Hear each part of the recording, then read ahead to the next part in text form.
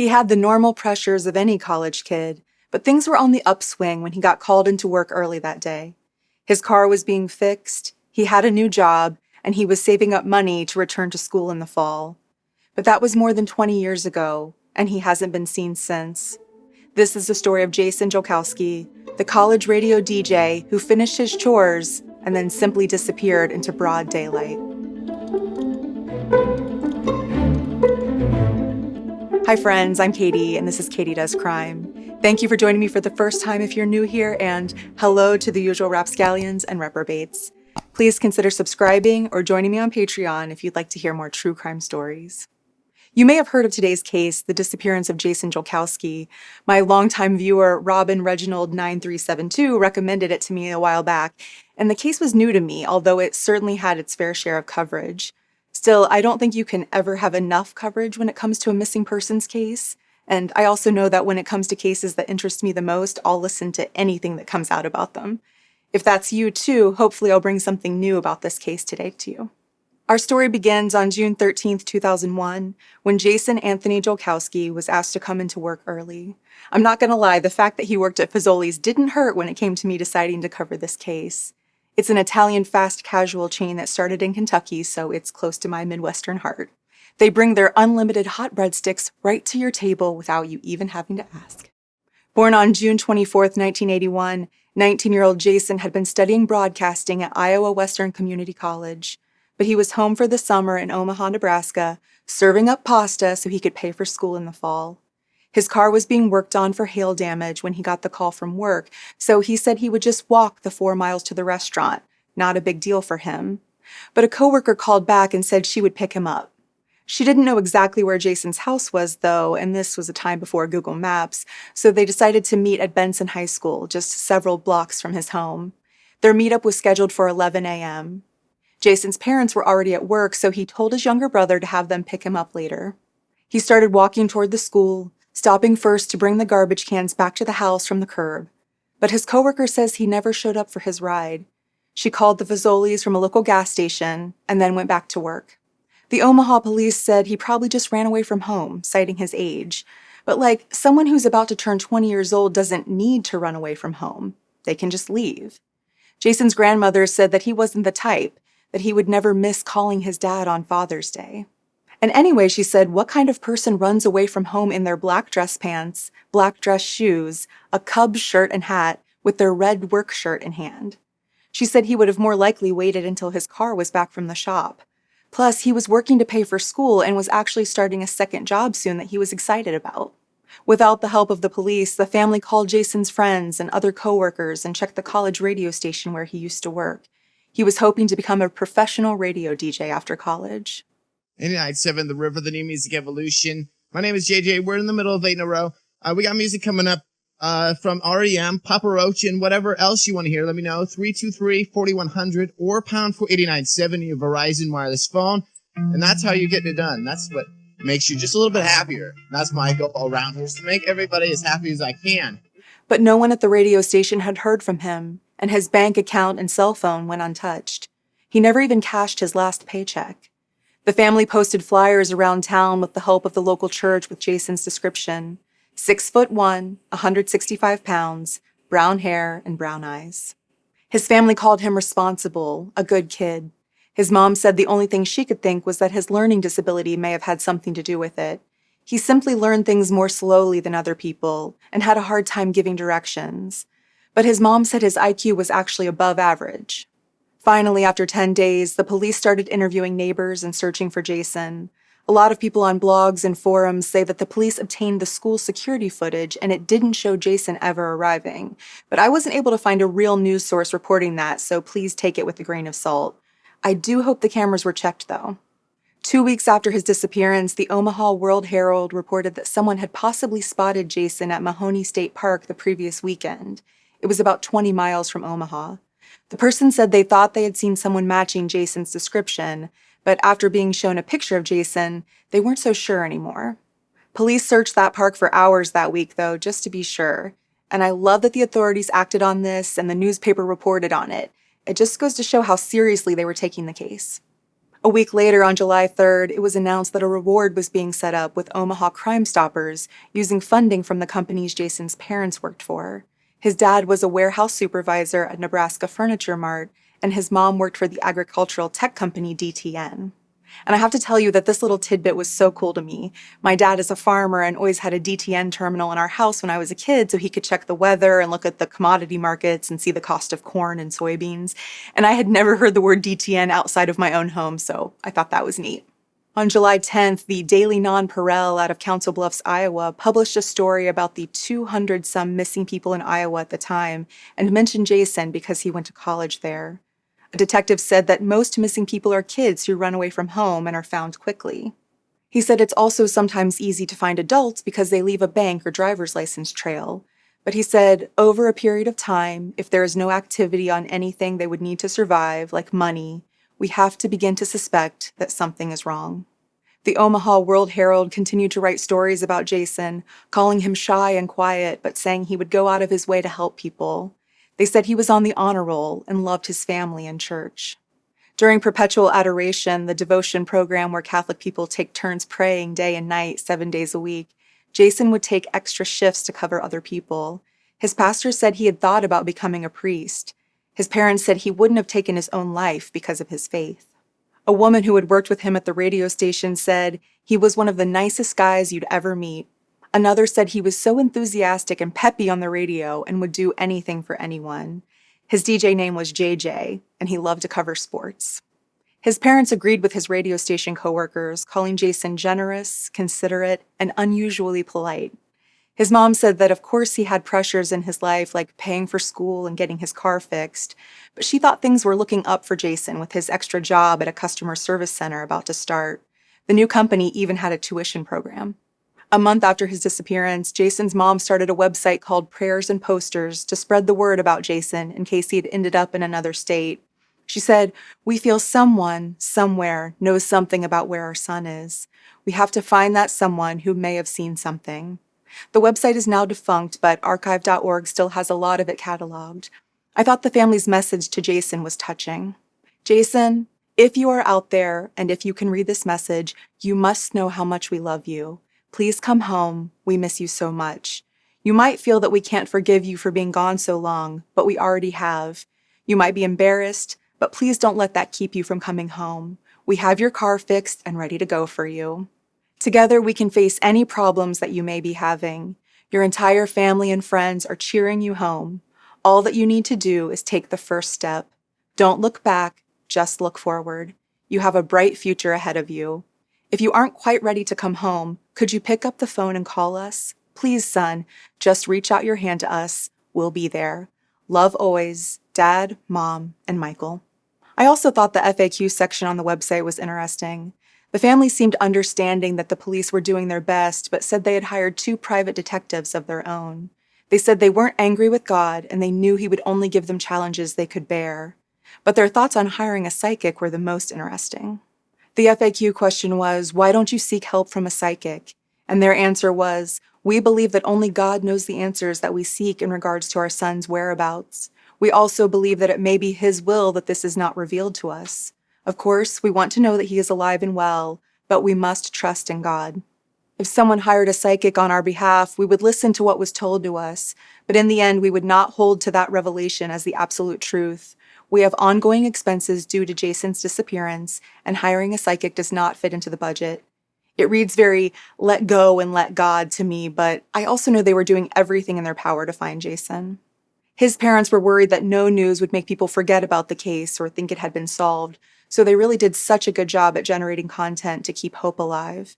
In October, a local blues concert was planned, and free CDs would be handed out containing photos of Jason and other missing people. One of the artists set to play was called Baby Jason and the Spankers, which I really enjoyed. Probably no relation to Jason Jolkowski, though. Please excuse my bad joke there. Jason's mom had business cards printed up with his picture on them. His grandparents wrote a plea in the newspaper for people to spread his website to everyone they knew. They had prayer vigils and masses. Jason's mom said, "I think we'll always continue to have hope.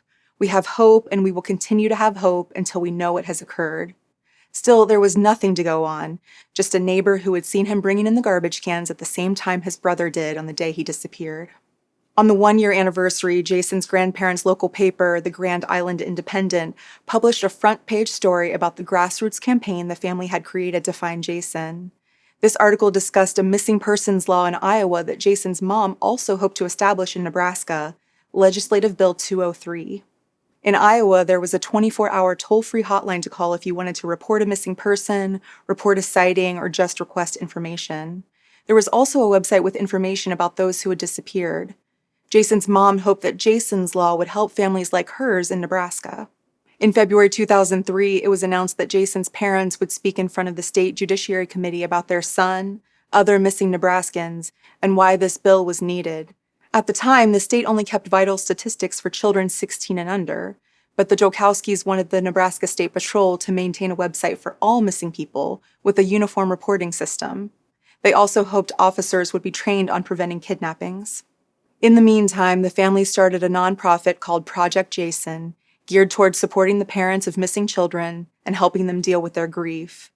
Jason's mom said these families live in limbo, not knowing whether to hope or move on and try to heal.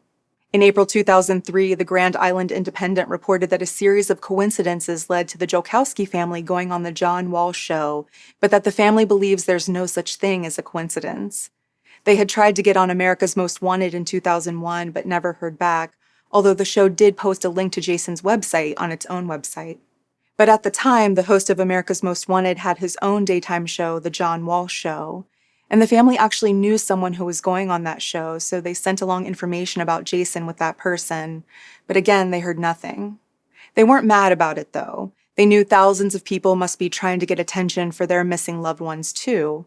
But in February 2003, Jason's grandmother was in New York City with her 15-year-old granddaughter, and they tried to get tickets to the John Walsh Show. The granddaughter was too young to be admitted, though, so they went to the taping of another show. And wouldn't you know it, as they were leaving that taping, NBC employees were there handing out tickets to the John Walsh Show. The grandmother was able to find a way to go alone and was seated right in an aisle where John Walsh stood and talked to the audience between segments. She was able to tell him Jason's whole story, and the show arranged for the family to make a later appearance.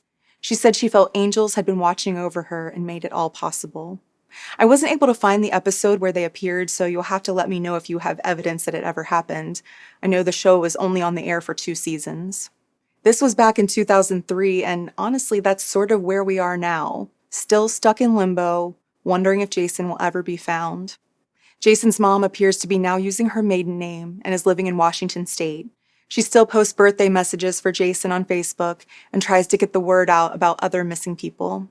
Jason's dad does the same, remembering the first time Jason beat him at basketball and how he grew from a shy first-time DJ to becoming Jamming JJ. Jason's younger brother Michael, possibly the last person to ever see him alive, was in the Nebraska National Guard and served in Afghanistan and is now married with 3 boys of his own. I didn't realize it's been 20 years. That's a long time. Chester Link, a former neighbor, says he was one of the last people to see him that day walking towards the school. I don't understand how someone could just vanish with no trace, no foul play, nothing like that. There's a tree at Roberts Park planted off the Keystone Trail in honor of Jolkowski. Sunday afternoon, friends, families, and neighbors gathered to share memories, paint and hide rocks with the hashtag #FindJasonJ. I remember one time he had this idea to do a popsicle race as which color would melt the fastest. And I know red won. The National Center for Missing and Exploited Children created an age progression photo that shows what Jolkowski would look like now at the age of 39. Someone does know something.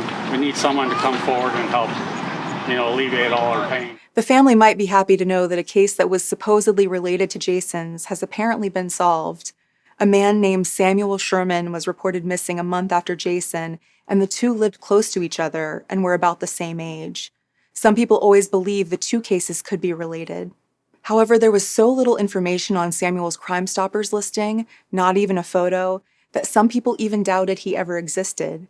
But a user on the Web Sleuths forum was actually able to track the man down on Facebook a few years ago. The Omaha police verified that it was indeed the same person who was supposedly missing. Samuel Sherman was just living his life. I'm not even sure he knew he was missing at all.